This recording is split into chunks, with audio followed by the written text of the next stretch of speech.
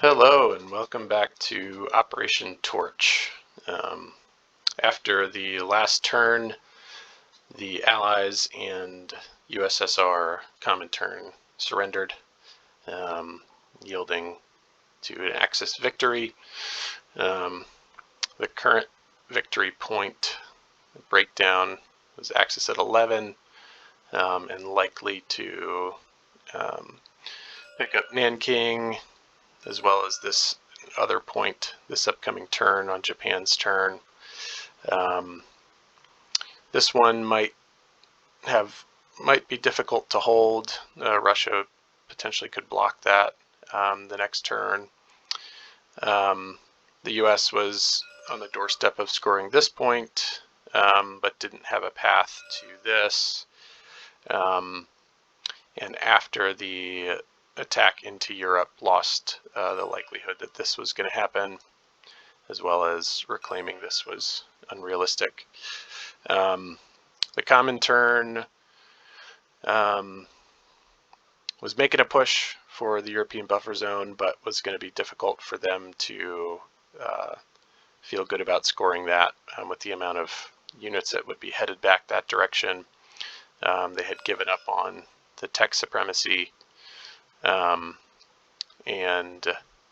the CCP was in bad shape.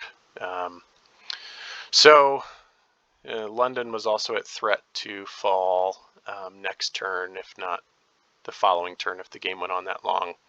And Festung Europa would have been in play as well for the Germans. Potentially could have been blocked by the next wave of the US coming over, but it's going to take them a little bit of time. Let's see, all their transports are here, so that's 1, 2, and they can't use that port, so they were disconnected from their troops back this direction, so that actually was probably going to take a while. So Festung Europa would have probably been likely, although I don't know if that's scoreable when Aquitaine is held by the Italians.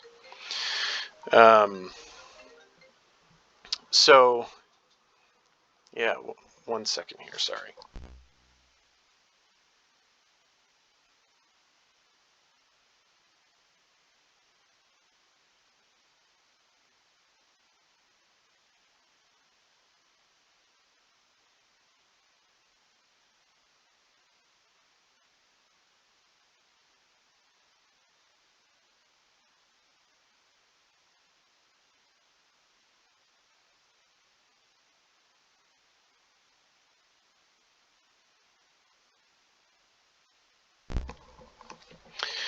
So yeah, I think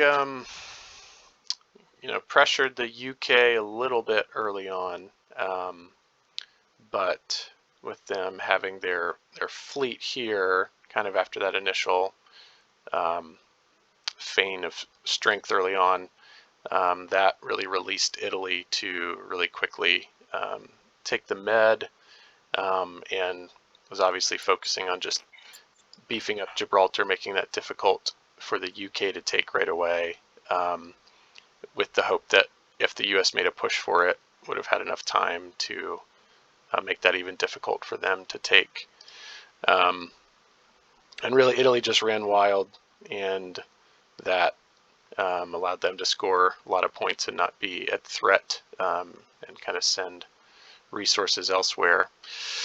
It was going to be tough for, losing Transcaucasia to the good timing with long-range aircraft. It had the 2 Strat bombers in Berlin that were able to reach and connect that with planes that kind of caught him unaware. I think the German tech program wasn't great this game. Would be finished with 4 techs with Strat rockets that we never got to use, sadly.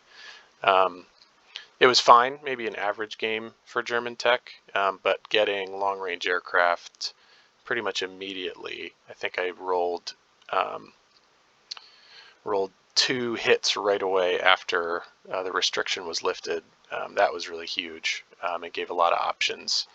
Allowed for the airborne that I had been building early to get into the game quickly. So yeah, that made scoring this point for the USSR very unlikely, and also just caused problems with them trying to get down to the Med, even though they were into Iraq. Had the initial push into Russia, lost all the tanks in Smolensk, which had hoped would have been more costly to him, but I was kind of okay with that trade in that it, just led to a stalling momentum for him to get into Europe. Obviously, he did very well up here. I like having this territory up here and the money with it, but he had that under control, and then was beginning to start having pressure this direction, but not enough that it interfered with defending against the Allies. And was it was going to be tough for him to try to take both of these to score those 2 points, just with Italy being able to help here in central Romania, and Warsaw just getting beefed up, or had enough time to beef them up, because it just kind of slowed him down. And he crushed me in the Spanish Civil War. That was a total disaster for the Axis.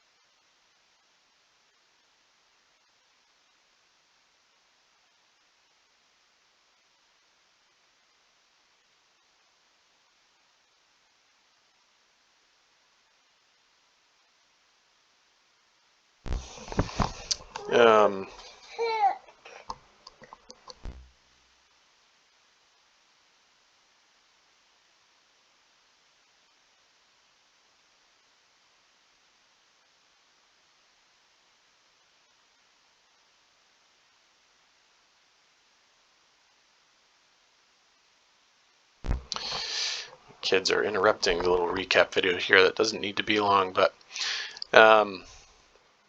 anyway, on this side of the map, Japan tried the skip China strategy, and that went well. This was going to be the next upcoming turn, going for Nanking. I'm going to take this and leave this to the city being surrounded, and take back Reihe for that point. So yeah, very likely that Nanking was about to fall. The KMT had some fun in the sun evolving that air transport, allowing for the Formosa attack, and also when they got Hainan after I attacked the warlords. So yeah, had fun with the skip China policy or strategy. Was kind of difficult to hold off for so long, waiting until like turn 10 or 11 to really do anything, if I remember correctly. Felt wrong, but it kept the Allies really thin here, blocks off a lot of money for them. Calcutta definitely, if I recall correctly, it was a while ago now, but benefited from some good rolling there, that got through his fortification and the infantry that he had there. But once that was knocked down, it was really hard for them to respond with anything. And the U.S. did a very European-centric focus, which just allowed Japan to run amok and kind of score all their points. He just took out my fleet.